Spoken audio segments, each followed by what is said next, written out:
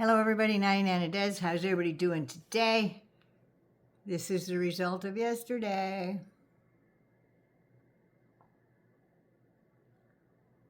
Yeah, you can still see my nails, right? This thing weighs a ton. It weighs a ton, and it's hurting my wrist more than the other little one did. So we'll see what, apparently I'm going to see the surgeon tomorrow morning at 10 o'clock, and we'll see how that goes. I don't think I'm going to get surgery, but I sure as hell am going to get a lighter cast, that's for sure. I think Buddy was being a little too careful. My hand's still wiggling around in it. It was, Anyway, he did his best, and I was grateful. Nothing else is broken. He checked out my noggin. That's good. Hard as a rock, eh? Can't do it here. That's where the bump is, right there. And that's healing up. You should see my hip. Looks like a big dark turnip. Small problem, big world. I'm still here. We're still talking. Cheers, dears. So what a week it's been, and it's only Wednesday, Hump Day. I want to talk about something that happened in Texas. There was a protest last Canada Day, actually, in Texas, near, I think it was about the Dilley Detention Center. So we're going to get into that and a few other bits and bobs that's been happening. So in case you were wondering, that's my papa. That's my dad. World War II veteran and stand-up guy all the way around. He said, "Don't ever tell me to do anything. You can ask me, but don't tell me." So that was my thing growing up. Don't tell me. So anyway, hangers on. I want to thank you so much for all your kind messages of concern, sharing some of your own stories with wrists and tripping and all the rest of the stuff that goes on. I'm just telling you. They were a little concerned because old people, one of the things about senility is they fall down a lot. But when I told him I tripped over paving stones because I wasn't looking where I was going, he kind of laughed, and he was a little concerned, but I knew his number. I'm fine. Vivi's got her haircut. I can't lift her up, and we just spread a bunch of seeds and just finished mowing. My husband just finished mowing the lawn because I couldn't finish it. So no Vivinator today, unless she'll come over here and pose by the end of the table, because no can pick her up. Just saying. So anyway, I believe the Dilley internment camps have gone above and beyond insanity.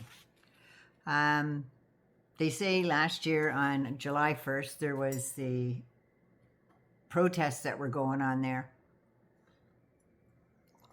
And one guy had fired off a gun, because Texas loves guns, right? But apparently they're saying one of the ICE guys caught one in the neck. I'm not sure about that. Not sure about that. But anyway, they arrested 8 protesters. They've been in jail ever since. And now, ever since Trump signed his order in September about the Aunty Fa, domestic terrorists, it's not a law. It's not. So it's an executive order that he signed, and it was just a memorandum. It wasn't, I don't even think it was an executive order. It was just a memorandum. So now Texas has taken it upon himself to charge these people with domestic terrorism, because they lit off some firecrackers outside of Dilley. And they said, oh, they were discharging explosive devices like they were kabooms or something. Yeah, they just salted that for all it was worth. So the one guy that apparently discharged his pew-pew, he got 100 years. 100 years for running, get this, an Antifa terrorist cell. Yeah. So he got 100 years, and then the other 7 got anywhere from 30 to 40 years. Yeah, so it's like 450 years between the 8 of them. And they all got charged for being domestic terrorists from the North Texas Antifa cell. Yeah, domestic terrorist cell. Like they're Al-Qaeda. Yeah. Taliban. So yeah, the Antifa domestic terrorism cell. So they were there protesting because of all the child abuse because they're not feeding these kids properly. They're not looking after them medically, and neither are the rest of the residents that are there. Human dignity abuses. Some of the women and young girls have been, I'm just going to say, SA'd by the hard water gang. Hard for a reason, right? Can't wait for the appeals in this. But then again, it was Texas, so maybe they're not entitled to appeal. Everything's by state now, remember?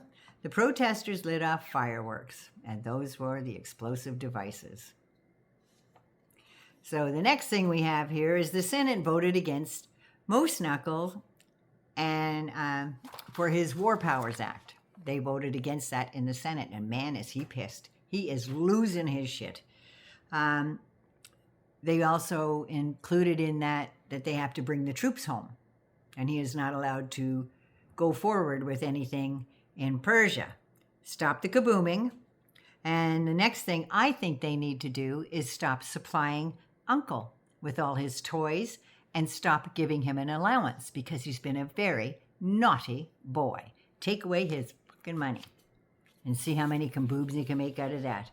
The Mango Moose Knuckle raged on, lies and antisocial yesterday, that both Democrats and Republicans voted against his really bad idea of blindly following Uncle into disgrace and said that they were giving aid and comfort to the enemy. I guess that's what the taxpayers are doing for him. Putting out all that money for his vanity projects. I would say that's aiding and abetting. It's hilarious, isn't it? It's hilarious. That was a joke for entertainment purposes only. Up there, yeah. Entertainment purposes only.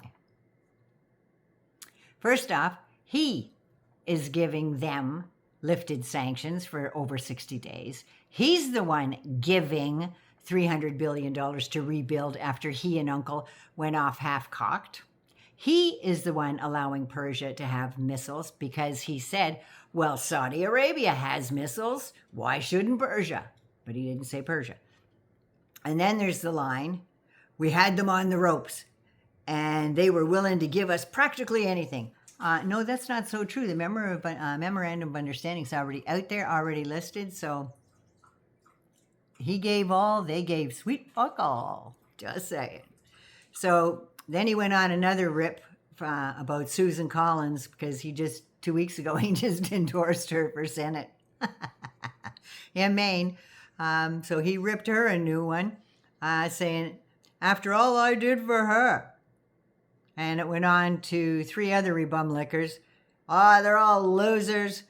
He said, they're making his job harder. And all I could think of was, the way he's looking these days, his job's never going to get harder ever again, just saying.